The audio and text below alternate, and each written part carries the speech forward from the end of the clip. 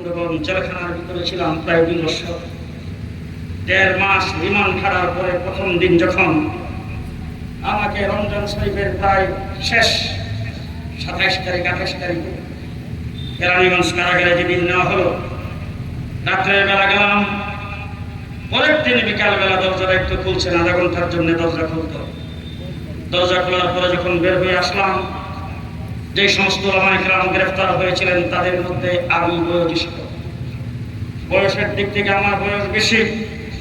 সবাই আমাকে জড়ায় ধরে যখন হু করে কাঁদতে শুরু করেছেন, আমি তাদেরকে সান্ত্বনা দেওয়ার জন্য বলেছিলাম, গায়েব জানি না, তবে অভিজ্ঞতার আলোকে আল্লাহকে হাজির নাজির জেনে বলে যাচ্ছি, দুনিয়ার থাকি বা না থাকি মনে রাখেন, এমন একদিন আসবে দাদা আওয়ামী লীগ করত, নাতি লজ্জাই বলবে না। আজকে ফুলবাড়িয়ার মাটিতে দাঁড়িয়ে পরিষ্কার ভাষায় বলতে চাই, আওয়ামী লীগ, ছাত্রলীগ, যুবলীগ, শ্রমিক লীগ যা করেছে 15-16 বছর তাদের দলীয় পাওয়ারে করে নাই, পুলিশ লীগের মাধ্যমে করেছেন। আজকে যখন পুলিশ যখন হঠাৎ করে অস্ত্র ছেড়ে দিয়েছেন, তাদের পাওয়ার শেষ। যারা কথা কথাই বলতো খেলা হবে, আজকে তোলা রাশি দিয়া বাড়ি সালাম দিয়া তাদের কোথাও পাওয়া যায় না। কোথায় গেল তোমাদের দমভক্তি? কোথায় গেল তোমাদের বড় বড় বক্তৃতা? পরিষ্কার ভাষায় বলতে চাই, জালেমকে আল্লাহ ছেড়ে দেয় না, ছেড়ে দেয় না। জুলুম নির্যাতনের স্টিমগুলো চালাইছ, বাংলাদেশকে জুলুমের রাজত্বে পরিণত করেছ। আজকে ভারতে বসে বসে বাংলাদেশে পানি ছেড়ে মানুষকে বন্যার পানি দিয়ে বসাবে, ভারতে বসে দেশের বিরুদ্ধে ষড়যন্ত্র করবে। পরিষ্কার ভাষায় বলে যাচ্ছে, বাংলার মাটিতে আবার কেউ ষড়যন্ত্র করতে আসলে পিতা তখ্ত বানায় দেওয়া হবে।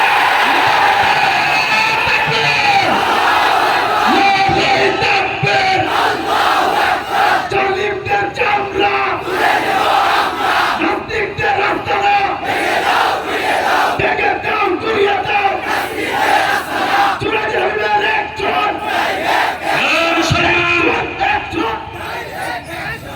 সতর্ক থাকতে হবে, আমরা দ্বীনের পাহারাদার, আমরাই বাংলাদেশের পাহারাদার। দেশটা থাকলে দেশে মসজিদ থাকবে, দেশ থাকলে মাদ্রাসা থাকবে, দেশ থাকলে ইসলামী সম্মেলনের ওয়াজ মাহফিল থাকবে। সুতরাং ইমাম বুখারী রাহমাতুল্লাহ আলাইহি অধ্যায় কায়েম করেছেন, বাবু হুব্বুল ওয়াতান মিনাল ঈমান।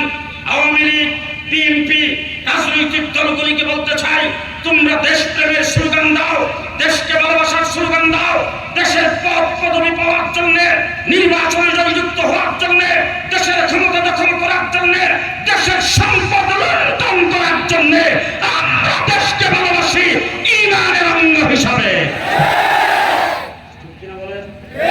ঠিক কিনা বলেন? কোটা সংস্কার, এটা কি আমাদের মাদ্রাসার ছাত্রদের জন্য কোনো দরকার? আমরা তো চাকরি নাই, কোটা কিসের? আমরা তো চাকরির জন্যই কোথাও দরখাস্ত করি না, কোটা কিসের? কোটা আমাদের জন্য কোনো প্রয়োজন নাই, কিন্তু আমরা এদেশের নাগরিক।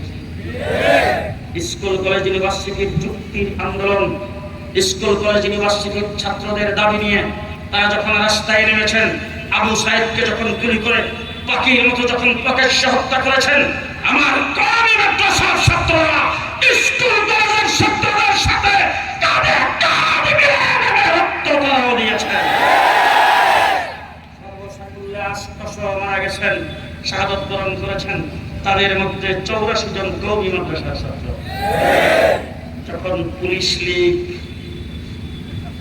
হাসিনা যখন পিছনের দরজা দিয়ে পালাইছেন, পুলিশ লীগ যখন ঘোষণা দিয়ে কাছ থেকে অব্যাহতি দিয়েছেন, থানার থেকে শুরু করে পুলিশ লাইনে, রাস্তাঘাট, ট্রাফিক সব জায়গায় যখন খালি হয়ে গেছে, স্কুল কলেজের ছাত্ররা রাস্তাঘাটে ট্রাফিকের কাজ করার জন্য, দিন রাত্রে পাহারা দেওয়ার জন্য, পুলিশের দায়িত্ব পালন করার জন্য যখন রাস্তায় নেমেছেন, তাদের কাঁধে কাঁধ মিলাইয়া আমার কওমি মাদ্রাসার ছাত্ররাও বসে থাকে নাই, তারাও রাস্তায় নেমেছেন।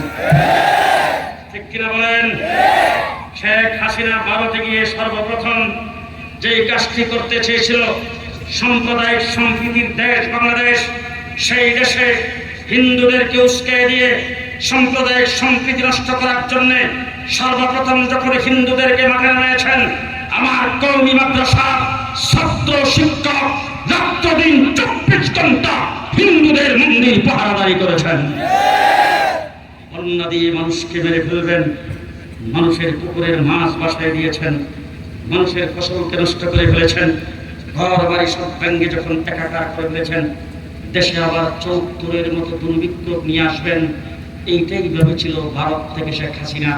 কিন্তু আমার কোনো মসজিদের ইমাম, কোনো মাদ্রাসার শিক্ষক, কোনো আলেম ওলামা ইকরাম, এমনকি ছোট ছোট মক্তবের বাচ্চা পর্যন্ত বাকি নাই, যার যা কিছু আছে তাই নিয়ে বন্যার্ত মানুষের পাশে দাঁড়িয়েছে। ঠিক না ঠিক? এক কথাই বলে যাচ্ছি, মুহাম্মদুর রাসূলুল্লাহ সাল্লাল্লাহু আলাইহি ওয়াসাল্লাম 1450 বছর হয়েছে দুনিয়া থেকে চলে গেছেন। আল্লাহর নবীর প্রতিটা সুন্নাত এখনো টিকিয়ে রাখতে কওমি দেওবন্দি ওলামা ইকরাম যেইভাবে যুদ্ধ জাহাদ করছেন, ঠিক তেমনি করে ইংরেজ যখন ভারত দখল করেছিল, এই দেশ থেকে ইংরেজকে তাড়াইবার জন্য আমরা এই যুদ্ধ জাহাদ করেছি। 200 বছর লড়াই করে ফাঁসির কাস্টে ঝুলে জীবন দিয়ে ইংরেজকে এই দেশ থেকে বিতাড়িত করেছি। এরপরে যখন পাকিস্তান হয়েছে, মুক্তারদেরকে হাইকোর্টের সরকার আজকে যেই ক্ষমতায় আসুক না কেন, কয়েকটি কথা করে মনে রাখতে হবে, যদি কোনো কমিশন দেশ শাসন করার জন্য গঠন করা হয়, যদি শিক্ষা ব্যবস্থাকে সুচারুরূপে পরিচালনার জন্য কোন শিক্ষা কমিশন গঠন করা হয়, সেই কমিশন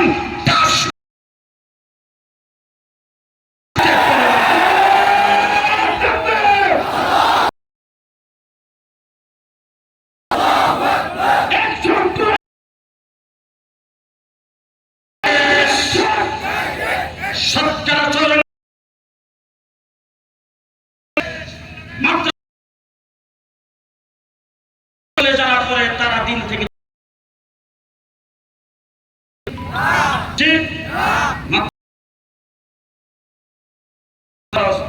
স্কুলের ছাত্রদের জন্য ঠিক, তাহলে matric IA BA MA pass করার পরে একটা ছাত্রকে যদি জিজ্ঞেস করেন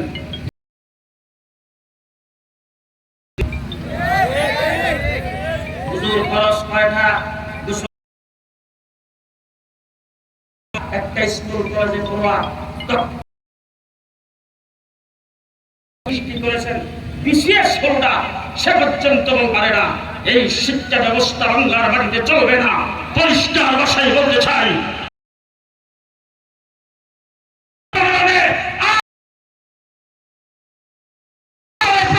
করতে হবে। কে কে রাজি আছেন হাত তুলে দেখান।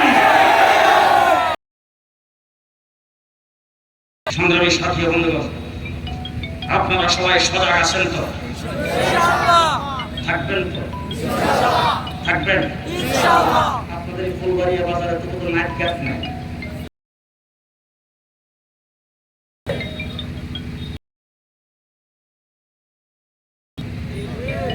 এই যে আজকে আপনাদের এখানে আসছি, করে আরো মাহফিল আছে, সেইগুলি করে যেতে গভীর রাতে হবে। গভীর রাত্রে যখন গ্রামে গঞ্জে বিভিন্ন জায়গার উপর দিয়ে যখন যাই, তখন বাজারের মধ্যে বিশাল বড় বাজার, নাইট গার্ড হলো 5 জন। 5 জন নাইট গার্ডের হাতে কি রাইফেল, লাঠি হাতি নিয়ে নাইট গার্ড সারা রাত কি দাঁড়ায় থাকেন। এরা বড় আইল্যান্ডের উপরে দোকানের সামনে দোকানের বারান্দায় বৈশা বৈশা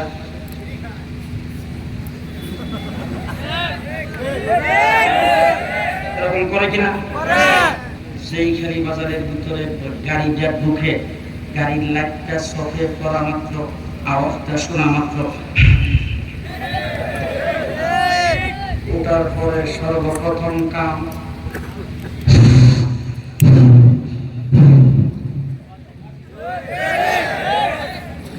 বাসি ফুল দিছে একজন, বাকি যে 4 জন আছে এরাও দৌড়ে কি দূর মরে না গাড়ির কাছে? গাড়ির কাছে আসছে, তখন অনেক জায়গায় সালাম দিয়ে হুজুরে ওয়াজ করে এসেছেন। আবার অনেক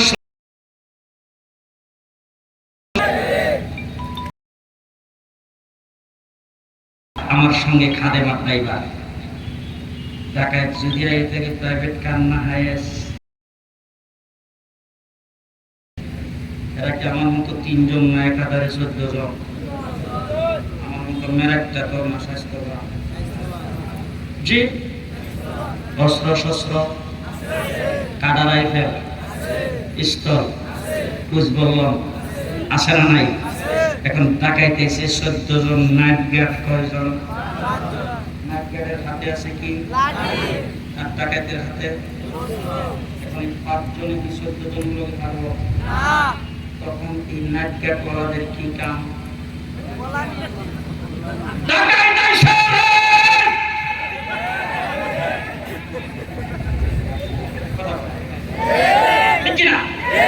সেই ডাকাইতে সে দিয়ে ডাক দিল দোকানে, বাড়িতে, ঘরে, যে যেখানে আসিল লাফ মাইরে উঠা যে জিরা পাইছে লইয়া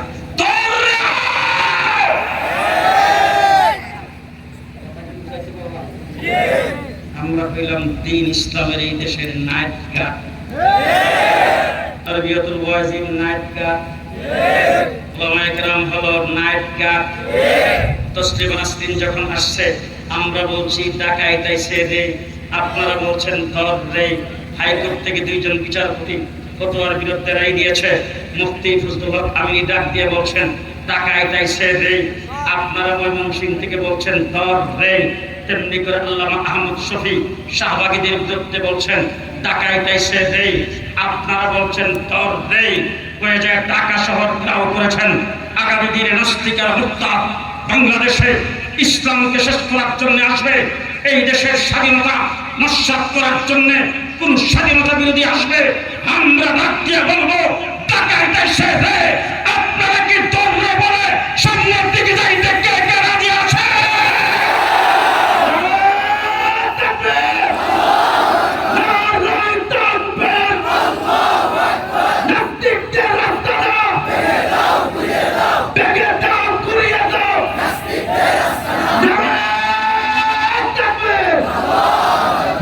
আলহামদুলিল্লাহ রাব্বিল আলামিন, والصلاة والسلام على سيد المرسلين وعلى آله وأصحابه أجمعين. ربنا